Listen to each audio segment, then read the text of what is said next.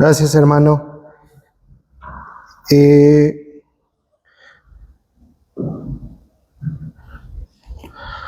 Me estaba acordando ahorita que estábamos orando por Venezuela, hermanos, que no estamos exentos. Gracias, hermano. No estamos exentos de que nos llegue a pasar algo así a nosotros, ya lo hemos vivido. Y recordaba la historia de un pastor estadounidense que contaba de un terremoto que también vivió Estados Unidos muy fuerte, sacudió a esa nación, y él lo que le preocupaba a ese pastor es qué pasó con mi inmueble, con mi iglesia.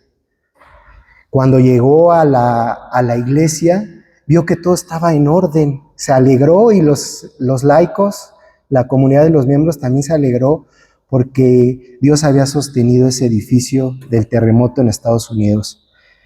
Sin embargo, al poco tiempo se dieron cuenta que ese edificio, sus cimientos se habían movido, y al moverse los cimientos de ese edificio, se tuvo que destruir esa iglesia y volver a levantar.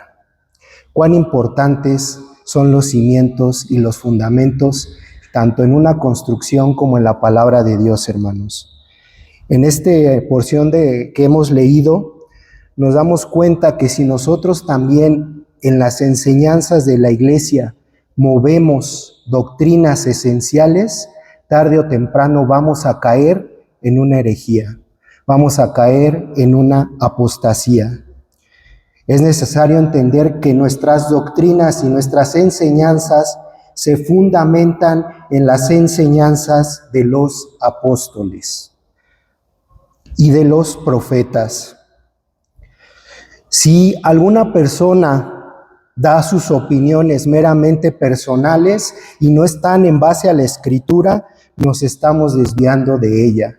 Por eso en Efesios se nos exhorta a que seamos edificados sobre este fundamento de los apóstoles y profetas. Dice, edificados sobre el fundamento de los apóstoles y profetas, siendo la principal piedra del ángulo Jesucristo mismo. Y estas enseñanzas doctrinales que nos dejan los apóstoles nos hacen entender que estas enseñanzas son universales.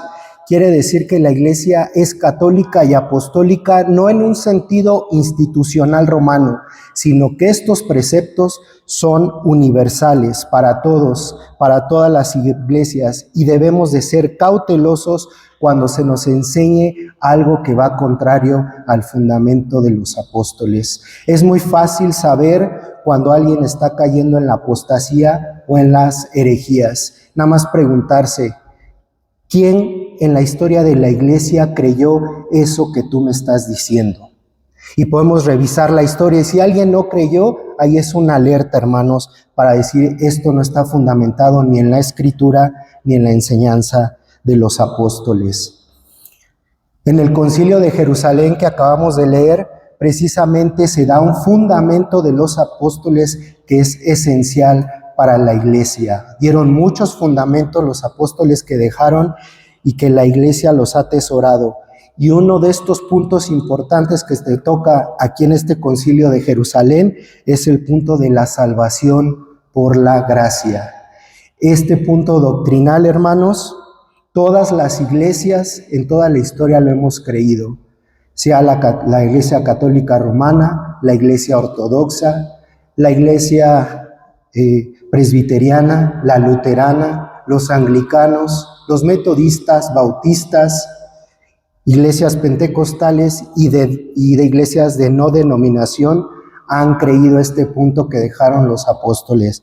La salvación es por gracia, es un don inmerecido que Dios nos otorga a cada uno de nosotros. Las diferencias vienen cómo recibimos esa gracia, pero ese ya sería otro sermón. Entonces, hermanos, es preciso entender que en Jerusalén se va a llevar a cabo este punto, se va a tocar este punto, pero vamos a desarrollar cómo se llegó a esta conclusión de que la salvación es por gracia. Tenemos un contexto donde en el libro de Hechos Lucas nos narra que ya había descendido en el día de Pentecostés el Espíritu Santo. Se hizo presente únicamente a los apóstoles y se manifestó hablando en lenguas. Y después de que se hizo presente el Espíritu Santo en los apóstoles, empezaron a predicar el Evangelio, que son buenas noticias. Pero empezó a haber un problema, que muchas personas empezaban a creer en el Evangelio. Pero, ¿cómo hacer que todas esas personas encajaran en la iglesia? Porque vemos que venían de diferentes tipos de culturas. Estaban judíos, que eran fariseos, que se estaban convirtiendo, que es uno de ellos. Son como 4 grupos diversos que se estaban convirtiendo al cristianismo. Estaban los samaritanos, entre ellos recordemos la conversión de Simón el Mago. Los temerosos de Dios, que eran de linaje griego, en ellos estaba Cornelio, que también había creído en el Evangelio, y los gentiles, que somos cada uno de nosotros. Entonces surgía un problema. Todas estas personas se estaban convirtiendo por medio del Espíritu Santo. De hecho, hay muchos teólogos que comentan que este libro de los Hechos de los Apóstoles realmente se debió de haber llamado Los Hechos del Espíritu Santo, porque aquí vemos cómo el Espíritu Santo obra en cada uno de los apóstoles y hace que los corazones de los que los oyen puedan recibir el Evangelio de Dios. Entonces, hermanos, vemos que empieza a haber una fricción entre estos grupos. Empiezan a creer en el Evangelio, pero empiezan a decir: oye, tú nos estás diciendo que creamos en Jesucristo, que nos bauticemos, como vemos en el ejemplo de Hechos con el eunuco etíope o con el carcelero de Filipos, que ambos creen en el Señor Jesucristo e inmediatamente son bautizados. Pero algunos de ellos dijeron: ok, con esto somos salvos, pero no. Y sobre todo del ala radical de los judíos fariseos dijeron: necesitamos ser circuncidados. Y ahí se empezó a generar un tema, hermanos, junto con ellos. Entonces, aquí empezamos a partir de Hechos 15. Aquí empieza a surgir realmente el conflicto, que estas personas empezaron a decir que te tenías que circuncidar también para salvarte. Y realmente era lo contrario.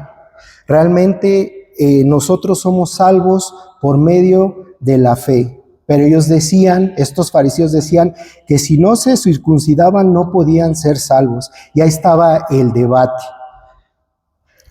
¿La salvación por medio de la fe solamente?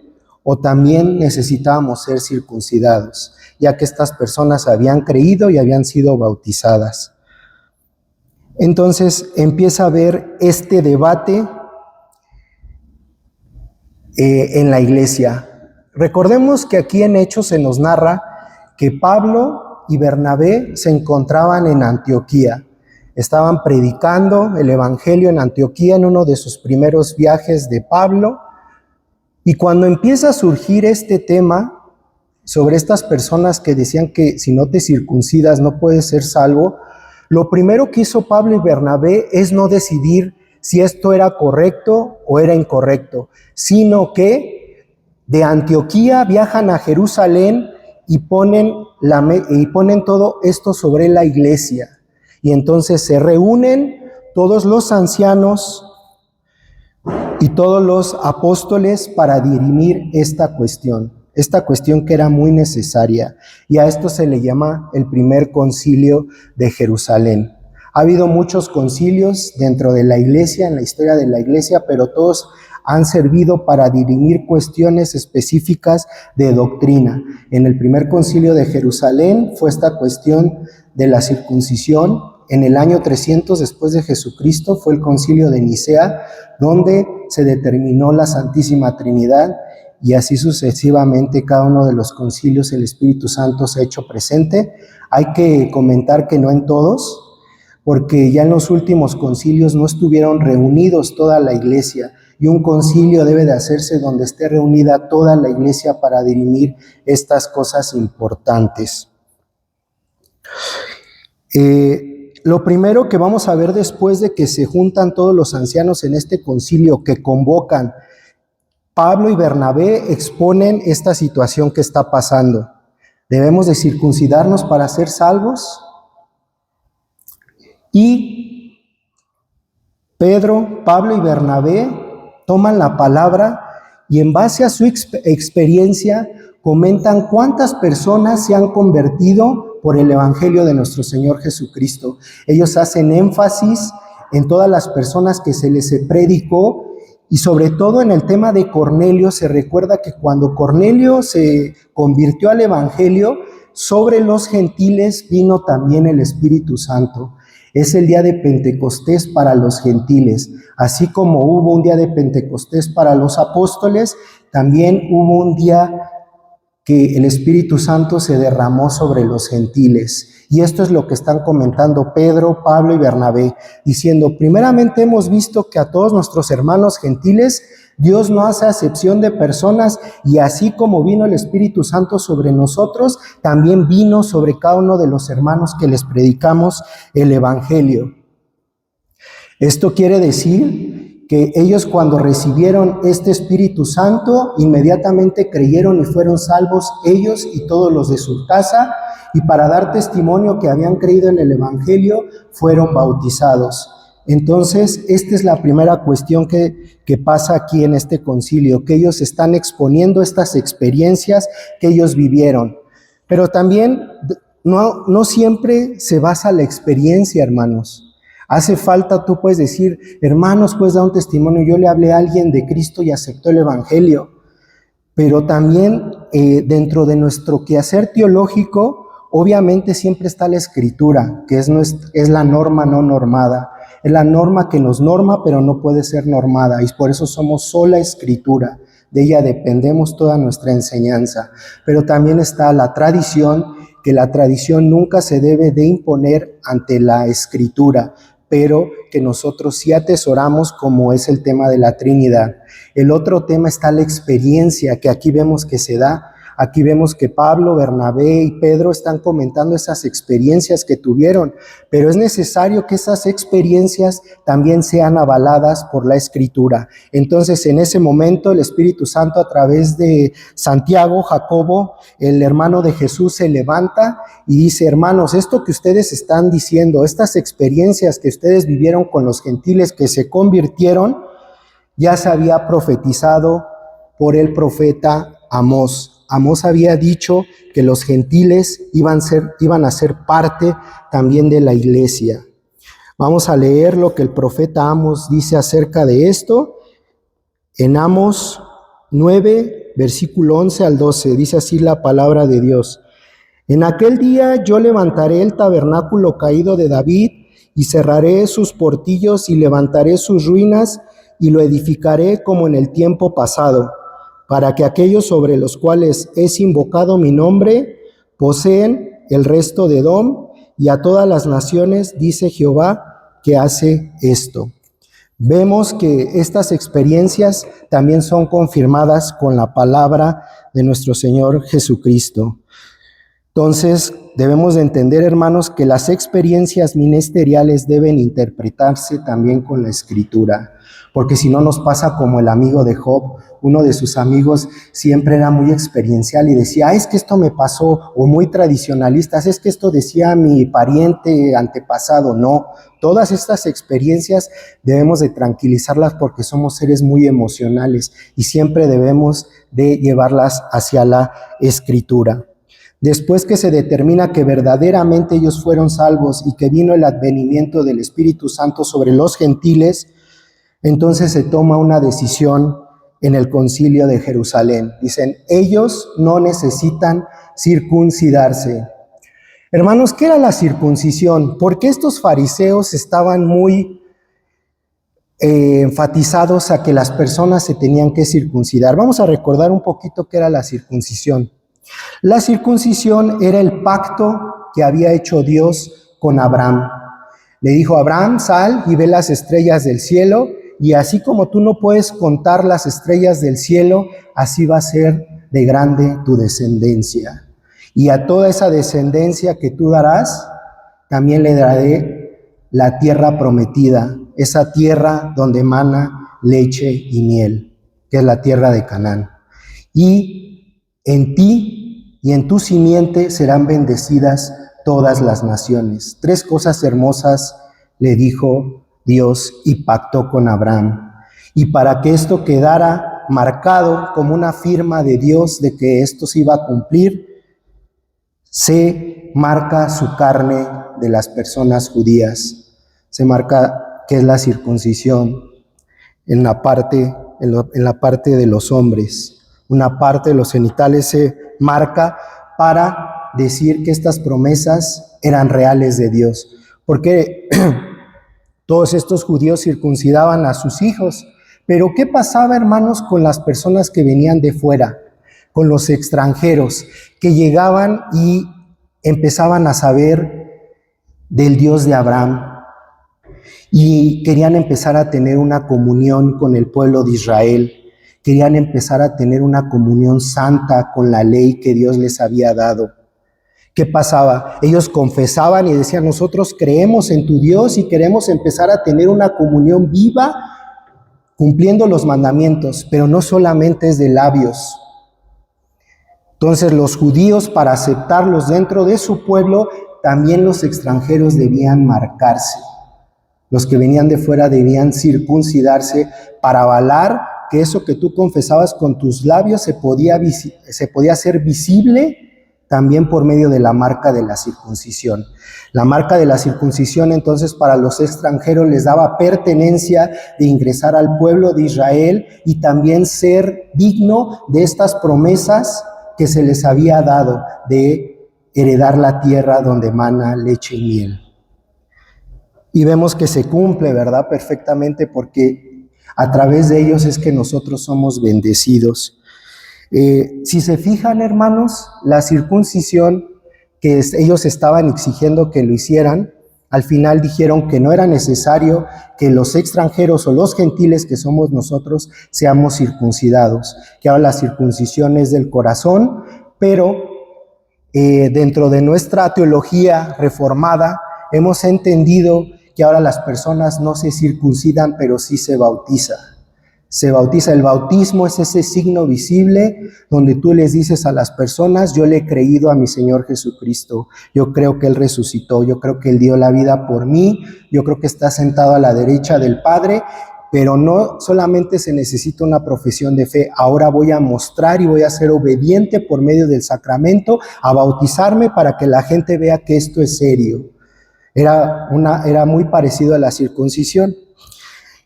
Entonces, en el concilio de Jerusalén, al final, la decisión que toman todos los apóstoles, es decir, los gentiles son salvos y no necesitan circuncidarse, sino lo único que se les va a pedir es que se abstengan de contaminación de los ídolos, de fornicación, de animales estrangulados y de sangre.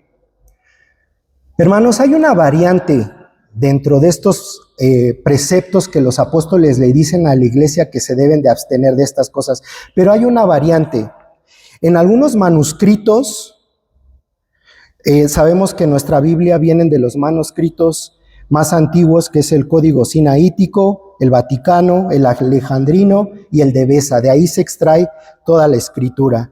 Y en estos manuscritos hay algunas variantes de lo que los apóstoles les dijeron que se abstuvieran. En algunos manuscritos, en la mayoría de estos que mencioné, dice que se deben de abstener los gentiles de idolatría, fornicación, lo estrangulado y de sangre. En el texto occidental dice que se deben de abstener de idolatría, fornicación y sangre, entendida como homicidio. Y en los manuscritos más que nosotros nos apegamos es al occidental. Ahora, hermanos, aquí cuando estaba preparando este tema me hice una pregunta.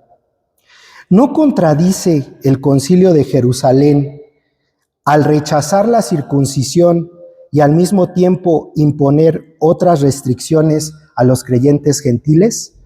Es como decir, a los gentiles les quito la circuncisión, una cosa, pero les pongo 3. Entonces yo pregunto, ¿entonces somos salvos por gracia o me estás diciendo que me quitas la circuncisión pero me haces responsable de 3 cosas? ¿Me estás diciendo que no debo de idolatrar, no debo de hacer actos inmorales y debo de abstenerme de sangre? Me estás imponiendo una carga mayor. Me estás diciendo que la circuncisión no es válida, pero me pones 3 cuestiones. Hay una fricción que yo noté aquí. Esto es contradictorio, ¿no, hermanos? Cuando trazamos bien la palabra, Dios nos enseña esta cuestión. La circuncisión se tenía que denegar porque estaba apuntando específicamente a tu salvación. Y lo más importante para nosotros es nuestra salvación, porque ellos decían, si no te circuncidas no eres salvo. Tenía que ver con nuestra salvación. En teología se conoce como la soteriología. La soteriología tiene que ver con los elementos que tú necesitas para ser salvo. Y se estaba atacando la soteriología, tu salvación se estaba atacando. Entonces, por eso es que ellos dicen no. Pero, ¿qué pasa con estas 3 cosas que tú me estás mandando a que no haga? Que me abstenga de idolatría, fornicación y sangre. Esto se presentaba a los gentiles para decir, mira, hay muchas diferentes culturas que se están acercando a la iglesia y a la hora que convivamos, así como convivimos nosotros allá adentro, hermanos, como hay diferentes tipos de cultura, iban a llegar griegos, iban a llegar samaritanos, iban a pasar a hacer cosas que nos iban a poner mal a nosotros dentro de la convivencia como iglesia. Entonces ellos comentaron que para que no pasara esta situación y mantener la unidad en la iglesia, se les pide que se abstengan de esto, que se abstengan dentro de la iglesia cuando estén en comunión, compartiendo los alimentos, que se abstengan de animales estrangulados que tienen sangre, porque nos haría sentir mal al de al lado. No nos permitiría tener una convivencia bien, tampoco nos permitiría tener una convivencia bien con aquel que tiene actos inmorales. Tampoco nos permitiría convivir con una persona que ha cometido homicidio. Entonces esa es la diferencia. No se te está pidiendo estas cosas para que seas salvo, sino para que únicamente mantengas la unidad dentro de la iglesia.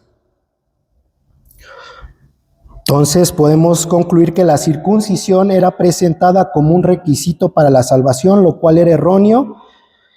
Y la abstención de idolatría, fornicación, sangre y animales estrangulados era presentada para preservar la comunión entre los judíos y los gentiles. Hermanos, todas estas cosas que la iglesia determinó que se abstuvieran cada uno de los gentiles que se incorporaban a la iglesia eran parte de los 613 mitzvot, los 613 mandamientos que en la Torá se conocen en los primeros 5 libros de la Biblia. Todos los 613 mandamientos salen de estos 5 libros que son la Torá. Génesis, Éxodo, Levíticos, Número y Deuteronomio. Ahí vemos que están los 613 preceptos de Dios. ¿Por qué les comento esto, hermanos? Si no somos salvos por la ley, por cumplir la ley, y somos salvos por la gracia, ¿de qué nos sirve la ley? ¿Para qué nos sirve la ley? Si tú me estás diciendo como iglesia que yo soy salvo únicamente por la gracia, que es un regalo, un don de Dios que no lo merecemos, entonces ¿para qué quiero la ley? ¿Para qué quiero la ley? ¿Para qué quiero cumplir que me digas que no idolatre, que me abstenga de actos inmorales, de fornicación, de sangre? ¿Para qué? Si me estás diciendo que soy salvo por gracia, esa abstinencia que me estás poniendo, ¿para qué me sirve?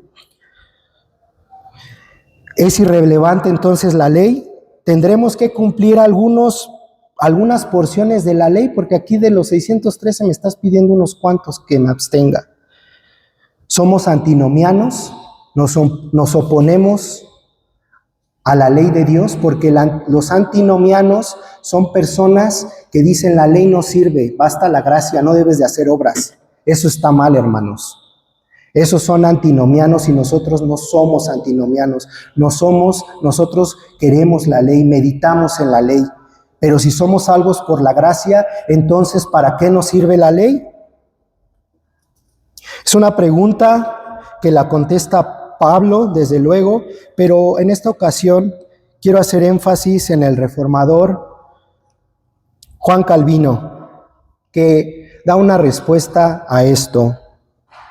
Desde luego sabemos que la Reforma se fundó en la gracia y no en la ley, pero Juan Calvino en uno de sus comentarios hace 3 usos de la ley para responder esta cuestión que les estoy hablando, para saber para qué sirve la ley dentro de la iglesia, para qué nos sirven esos 613 mandamientos.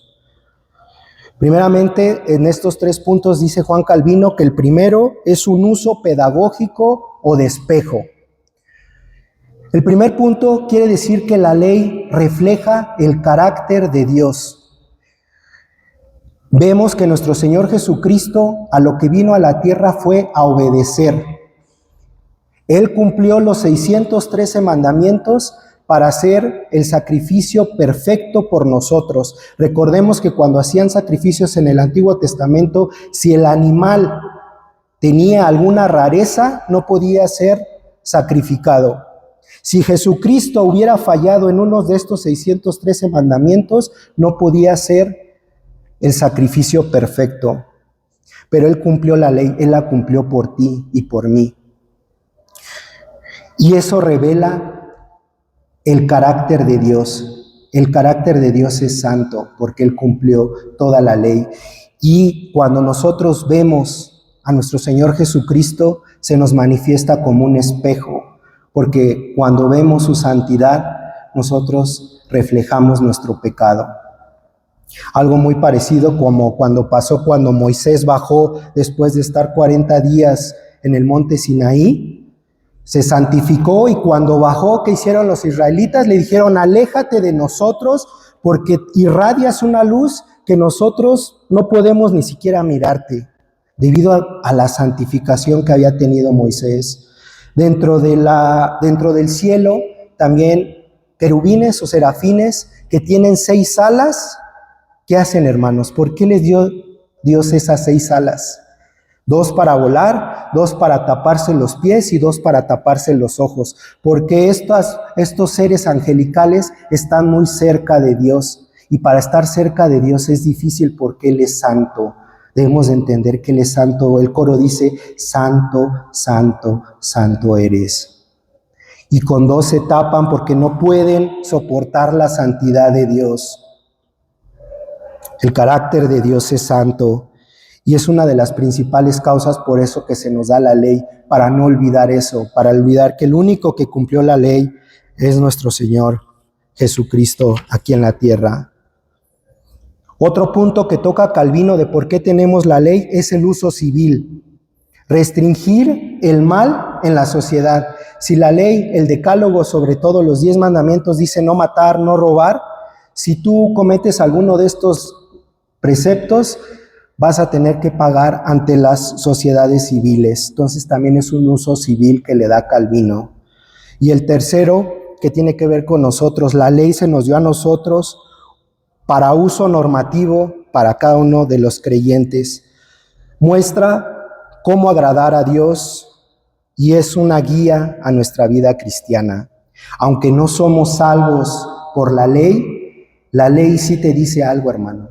Cuando tú empiezas a cumplir la ley, cuando no robas, cuando no matas, que son los mandamientos apodícticos que sí o sí los tienes que cumplir, no son negociables. Dentro de los 613 mandamientos están los causísticos. Los causísticos es que depende de algo. Había situaciones en donde alguien se metía a tu casa y tú, pues, por querer defender tu inmueble, pues llegabas incluso al homicidio y se te daba un castigo, pero dependía de algo. Eso se les llama causísticos.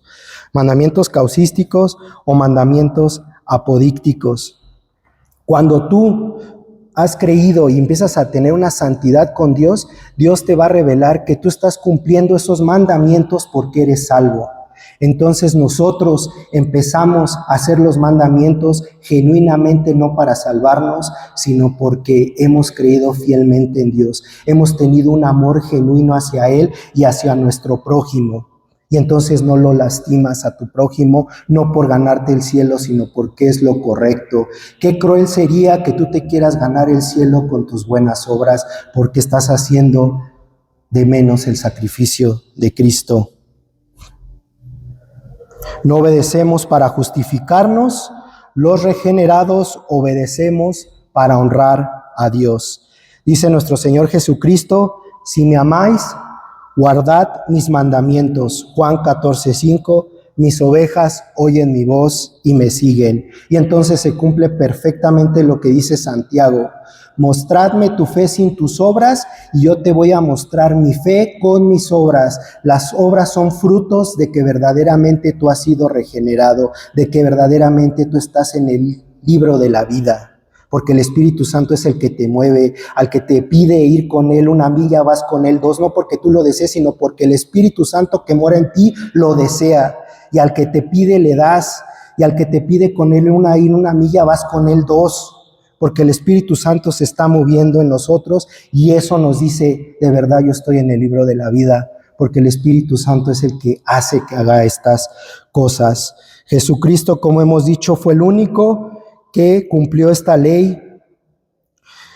Cristo es suficiente entonces, hermanos, para ser salvos. Somos salvos por gracia, cumplió toda la ley que nosotros no pudimos cumplir. Cristo en nosotros imputó su justicia y nosotros sobre Cristo imputamos nuestro pecado. Es lo que se conoce como la doble imputación.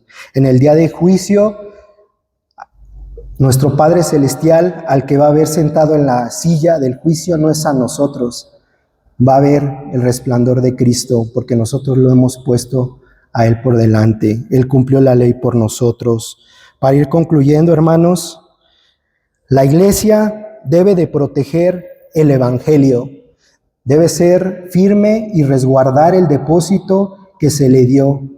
La iglesia debe de cuidar todas estas enseñanzas apostólicas. Hoy vimos una sola, la salvación por la gracia.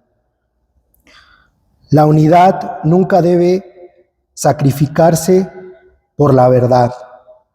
Nunca comentamos lo que le pasó a Esaú, vender el cielo por un plato de lentejas.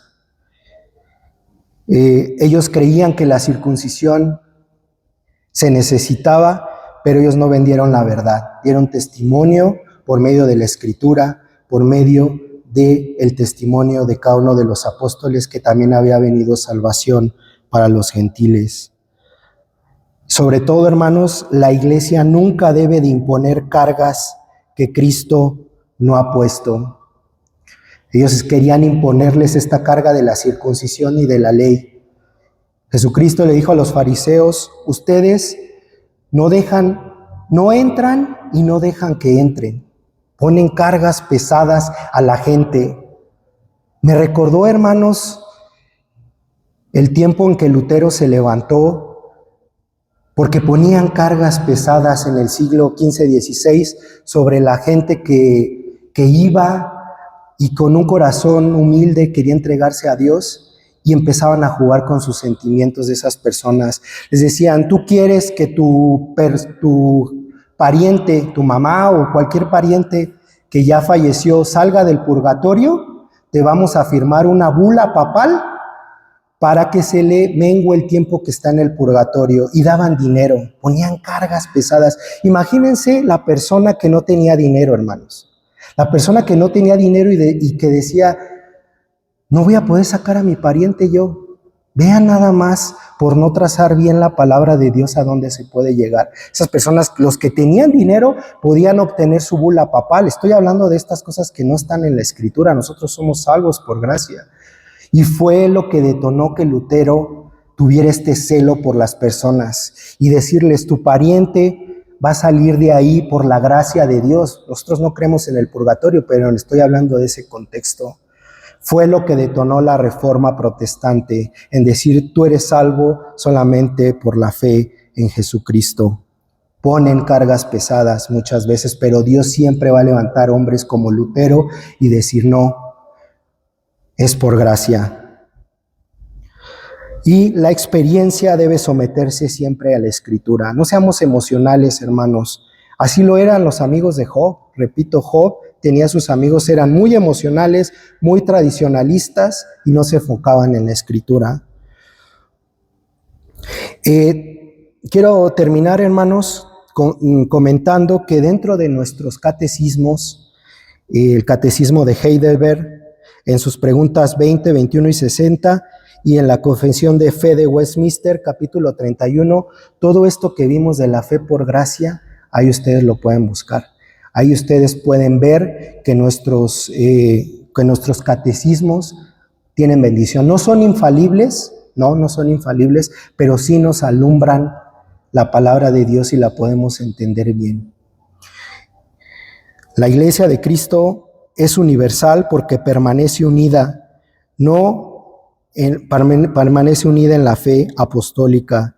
Su fundamento no son las opiniones humanas, sino el depósito apostólico revelado en la Escritura. Por ello, la Iglesia debe proteger el Evangelio de la gracia, perseverar la unidad y reconocer que Jesucristo es el único fundamento suficiente para la salvación. Oremos, hermanos. Padre bueno, te damos gracias por tu bendita palabra, la cual es una luz que alumbra y que se pone sobre toda mesa, y una vez que está encendida, podemos ser de bendición a todas las naciones. Así como los judíos fueron bendecidos y bendijeron a otras naciones, ayúdanos también, Padre, a ser bendición para los que están lejos de ti. Estos escogidos tuyos desde antes de la fundación del mundo, que aún no tienen esperanza.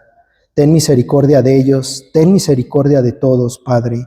No endurezcas más sus corazones y permítenos que así como Pablo, Bernabé, Pedro llevaban el Evangelio, por medio de tu Santo Espíritu, llénanos y que podamos evangelizar y que puedan injertarse a tu iglesia. Bendice a tu iglesia reformada, Padre, que procura trazar correctamente siempre tu palabra. Bendice a nuestros pastores, a nuestros ancianos, a nuestra gente que está dentro de la iglesia. Haznos sabios cada día y entendidos para tener una comunión plena contigo y ser verdaderamente llamados hijos tuyos. Porque te lo pedimos en el nombre de nuestro Señor Jesucristo. Amén.